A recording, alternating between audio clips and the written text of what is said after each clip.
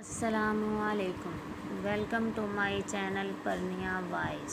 Sister, آپ سے امید کی جاتی ہے ویڈیو کو لائک کریں اور چینل کو بھی سبسکرائب کر دیں، شکریہ۔ اردو ناول وفا کے رستوں پہ، قسط نمبر 7۔ 1 منٹ، ذرا آواز نہیں آ رہی، از خود کہتے ہوئے وہ برآمدے کی طرف نکل گئیں۔ ابا میاں، مجھے لگتا ہے کہ فضیلہ کو برا لگ گیا۔ بڑی تائی نے اپنی رائے کا اظہار کیا۔ برا لگنے کی کیا بات ہے، ہم نے کوئی ناجائز مطالبہ تو نہیں کر دیا، اب شادی کرنے کے لیے لڑکے سے ملیں بھی نہ، کیا ایسی ہی بھاری ہے ہم پر ہماری بچی؟ ابا میاں کے تیور ذرا ترش ہوئے، کہیں یہ رشتہ بھی ہاتھ سے نہ نکل جائے۔ چھوٹی تائی کی فکر بالآخر زبان پر آ گئی۔ رشتہ ہاتھ سے نہ نکل جائے، چاہے لڑکی آگے کچھ بھی بھگتے، عجیب سوچ ہے تمہاری چھوٹی دلہن۔ ابا میاں نے فی الفور انہیں جھاڑا۔ لیکن ابا میاں، وہ پھر منمنائیں۔ ثانیہ کے لیے رشتے بہت۔ ابا میاں نے عذلی بے نیازی سے سر جھٹکا، ایسے بول رہے ہیں جیسے رشتے نہ ہوئے گھر میں پڑے کاغذ کے پرزے جھٹ ہاتھ میں آ گئے۔ چھوٹی تائی بھنائی۔ اندر ہونے والی بحث سے لا تعلق برآمدے میں فون کان سے لگائے کھڑی فضیلہ آنٹی کی اپنی پریشانی بہت بڑی تھی۔ عابدہ کے میکے میں رشتہ ڈال کر جب انہوں نے یہ خوشخبری بیٹے کو دی تو ادھر سے نئی ہی فرمائش سننے کو ملی۔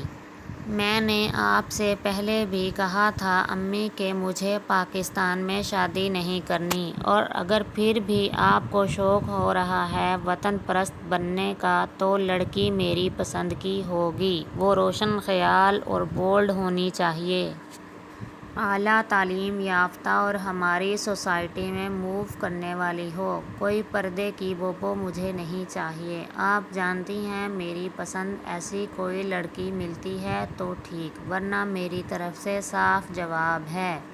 وہ اپنی کہہ کر فون رکھ چکا تھا۔ فضیلہ سر پکڑ کر رہ گئیں۔ ثانیہ تو عمر کی پسند سے بالکل متضاد تھی۔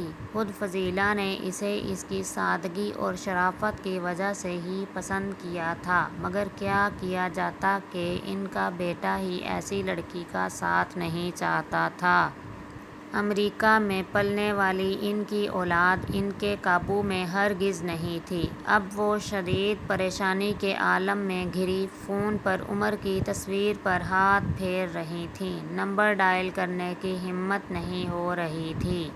اندر سب ان کی غیر موجودگی محسوس کرنے لگے۔ عابدہ، دیکھو ذرا سب ٹھیک تو ہے؟ تایا ابا نے فکر مندی سے عابدہ پھپھو کو اشارہ کیا۔ عابدہ پھپھو سر ہلاتی ہوئی فضیلہ آنٹی کے پیچھے برآمدے میں آ گئیں۔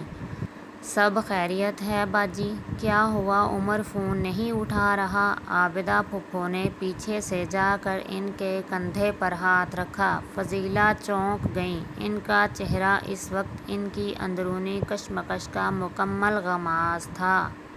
کیا ہوا باجی؟ عابدہ ٹھٹک گئیں۔ اب اس کے سوا کوئی چارہ نہ تھا کہ فضیلہ انہیں اعتماد میں لیتیں۔ عمر کا انکار اور اس کی پسند کے متعلق ساری باتیں عابدہ کو بتا کر وہ شرمندگی سے ان کی طرف دیکھنے لگیں۔